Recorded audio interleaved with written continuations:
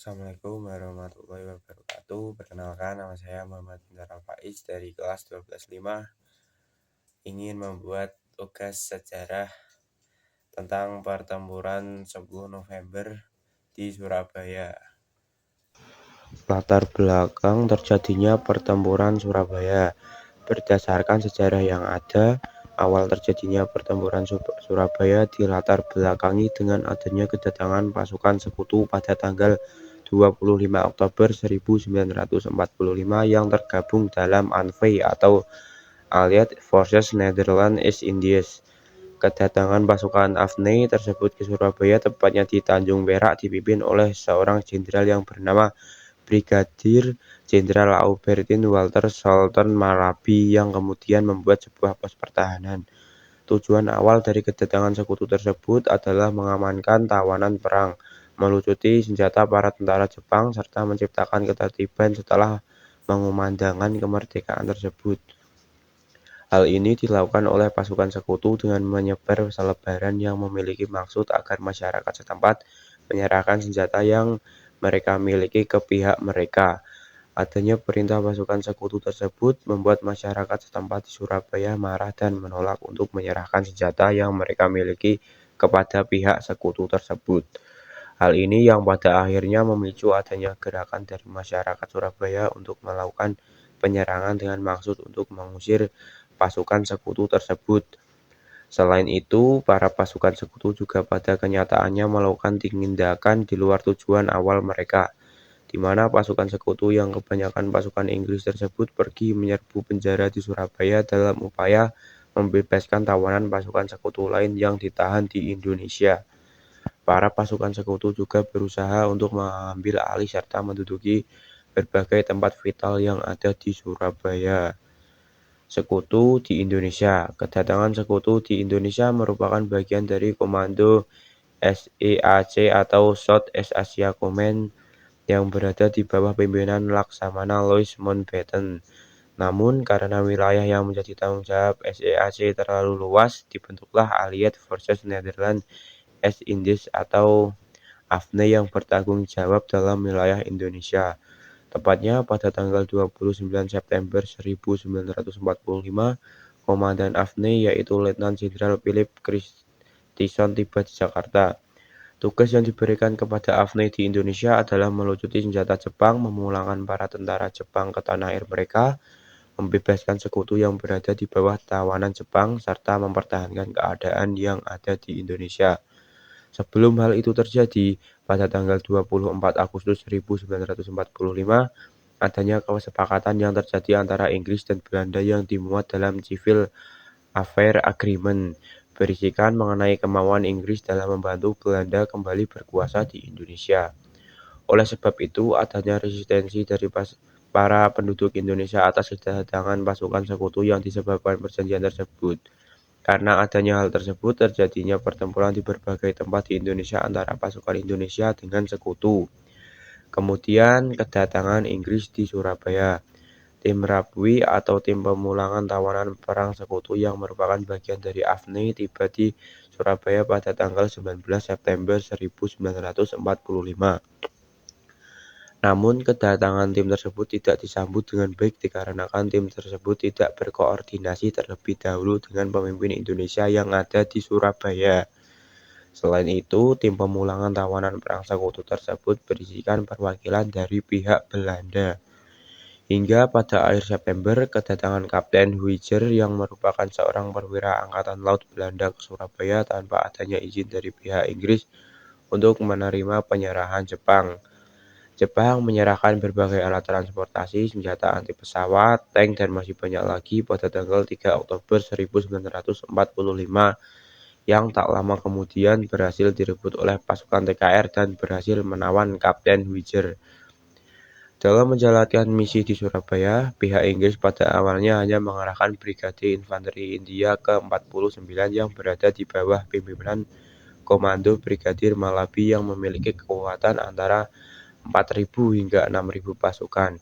Para pasukan sekutu yang tiba di Surabaya tersebut belum boleh mendarat sebelum mendapatkan izin dari pimpinan Indonesia yang ada di Jakarta.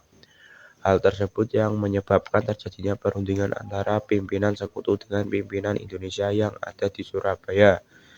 Pimpinan Indonesia yang ada di Surabaya pada saat itu adalah Gubernur Jawa Timur Suryo, Komandan TKR Karesidenan Surabaya Dr. Mais Topo, Residen Surabaya Sudirman, Rajiman Nasution, Ketua KNI Dul Arnowo, Ruslan Abdul Ghani, Joko Sawondo, Rustam Zain, Joko Sawondo, Muhammad, Inspektur Sujono, Prawibismo, Muhjasin, dan Mr. Masmuin. Berdasarkan beberapa pertemuan yang dilakukan, pihak Indonesia menyepakati untuk memberikan izin bagi sekutu Inggris untuk memasuki kota Surabaya dan menempati beberapa objek yang sesuai dengan tugas mereka. Pihak Inggris juga mengatakan dan menekankan mengenai mereka yang tidak melibatkan Nica maupun para tentara Belanda dalam kedatangannya tersebut. Pihak Inggris juga meminta agar para masyarakat biasa selain polisi, TKR, serta badan perjuangan untuk dilarang membawa atau menggunakan senjata agar dapat menjalankan tugasnya dengan baik. Oleh sebab itu, antara kedua pihak disepakati pula untuk membentuk sarana komunikasi yaitu kontak biru. Kemudian pertempuran pendahuluan. Setelah terjadinya kesepakatan antara kedua belah pihak mengenai penguasaan di berbagai objek, pihak Inggris juga menduduki berbagai objek penting di Surabaya seperti kantor pos, gedung BPM, pusat otomobil, pusat kereta api, hingga gedung Internatio. Selain itu, pihak Inggris juga menangkap beberapa tokoh pemuda yang ada di Surabaya. Selain itu, salah satu peleton dari Field Security Section yang berada di bawah pimpinan Kapten Shaw menyerbu penjaga Kalisosok dalam upaya membebaskan Kapten Huyer dan membebaskan para tawanan Belanda yang ada di Kompleks Wonokitri pada tanggal 26 Oktober di malam hari. Keadaan di Surabaya pun semakin memanas akibat adanya selebaran yang tersebar pada tanggal 27 Oktober melalui pesawat Dakota yang bertolak dari Jakarta. Selebaran tersebut juga disebarkan di berbagai wilayah Indonesia seperti Jawa Barat dan Jawa Tengah yang telah ditandatangani oleh Mayor Jenderal Hawthorne. Isi dari selebaran tersebut adalah ultimatum bagi para pasukan Indonesia untuk menyerah kepada pihak sekutu dalam waktu 48 jam atau menghadapi konsekuensi ditembak. Kejadian tersebut semakin menimbulkan rasa kebencian di Surabaya yang membuat munculnya seruan di radio untuk mengusir pihak Inggris dari wilayah tersebut. Melihat adanya berbagai tindakan yang dilakukan oleh pihak Inggris tersebut, semakin meyakinkan pihak Indonesia bahwa peperangan yang akan terjadi tidak lagi bisa dihindari. Oleh sebab itu, pada tanggal 27 Oktober, tepatnya pada pukul 2 di siang hari, terjadi kontak senjata pertama antara pasukan pemuda Perisai dan pasukan Gurkha yang merupakan berasal dari pihak sekutu.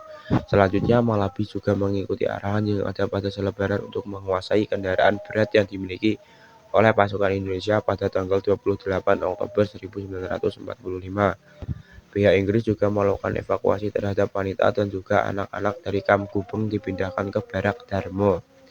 Setelah terjadinya kejadian tersebut, berbagai pertempuran pun terjadi. Gabungan antara TKR, polisi, dan juga badan perjuangan yang mengadakan serangan serentak ke pihak Inggris yang ada di kota Surabaya. Karena penyerangan tersebut, pihak Indonesia berusaha untuk mengambil kembali hak atas tempat vital yang berada di bawah kedudukan pihak Inggris. Serangan pihak Indonesia ini terjadi hingga 29 Oktober 1945 yang dikepalai oleh Komando Jenderal Mayor Yonosewoyo yang merupakan komandan divisi TKR berhasil mendesak pihak Inggris. Kemudian insiden di Hotel Yamato.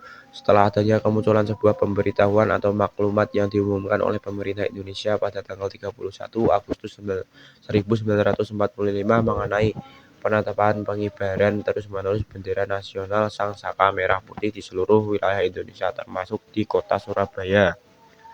Namun terjadi sebuah insiden di mana kedua belah pihak yaitu pasukan sekutu dan masyarakat Surabaya terlibat dalam perseteruan perobekan bendera yang berada di Hotel Yamato, Tunjangan, Surabaya.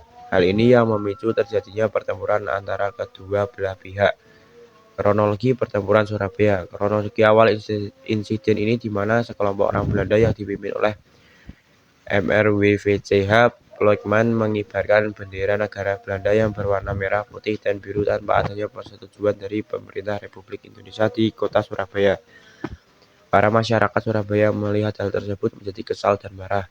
Hal ini yang membuat seorang perwakilan Indonesia yaitu Residen Sudirman mendatangi Hotel Yamato tempat mereka mengibarkan bendera tersebut untuk berdiskusi dengan pimpinan sekutu yaitu Blokman agar bendera tersebut dapat diturunkan dan tidak terjadinya keributan. Namun diskusi yang ada tidak berjalan lancar dan dipimpin mereka yaitu Blokman menolak untuk menurunkan benderanya. Hingga yang menjadi puncak kejadiannya, Blackman mengeluarkan sebuah pistol yang membuat perkelahian antara kedua belah pihak tidak dapat dihindari. Di tengah keributan tersebut, Blackman meninggal dunia karena dicekik oleh pengawal Sudirman yaitu Sidik. Namun, Sidik juga tewas yang disebabkan oleh tentara Belanda yang sedang bertugas saat itu. Sudirman beserta pengawalnya yang lain berhasil menghindari insiden tersebut dan segera keluar dari Hotel Yamato untuk mengamankan situasi yang ada. Namun beberapa pemuda di Surabaya terlihat langsung menaiki Hotel Yamato dan segera merobek bendera Belanda yang berwarna merah putih biru tersebut dan menyisakan bagian merah dan putih saja. Kemudian serangan arek-arek Surabaya. Perang yang terjadi antara kedua pihak yaitu masyarakat Surabaya dan pasukan sekutu Inggris pertama kali terjadi pada tanggal 27 Oktober hingga 30 Oktober tahun 1945. Hal ini yang membuat Jenderal D.C. Houghton meminta bantuan dari Soekarno untuk mencari solusi dan meredakan situasi pada saat itu.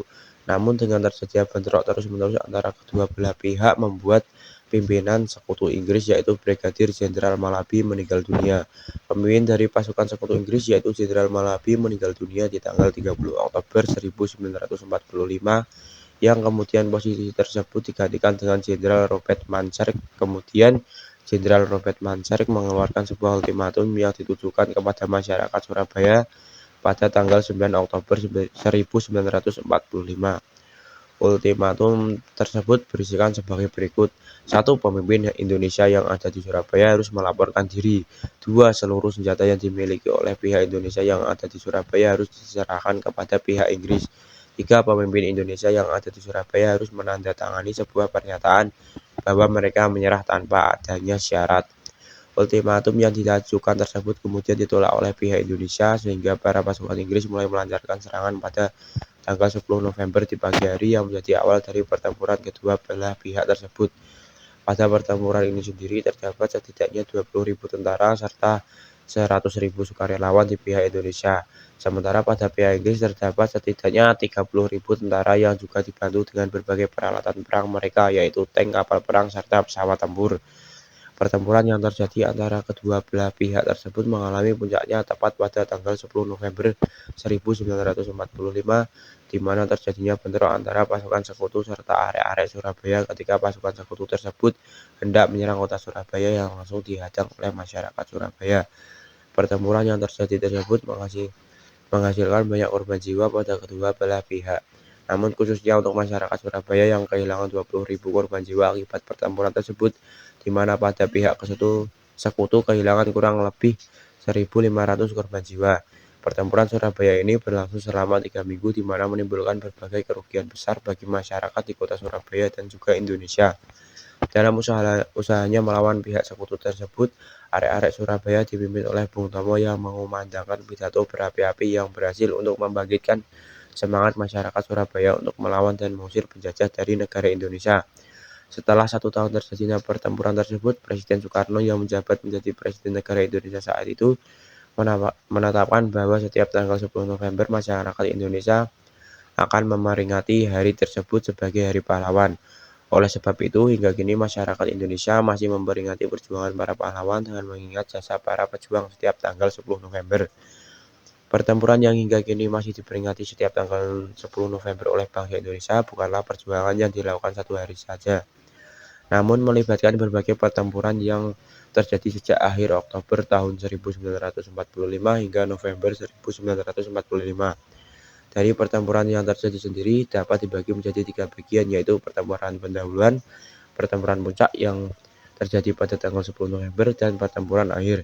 Jika diperkirakan pejuang yang ikut terlibat akibat serangkaian pertempuran tersebut adalah 20.000 pasukan TKR yang datang dari berbagai penjuru Jawa Timur, serta rakyat pejuang yang mencapai 140.000 orang.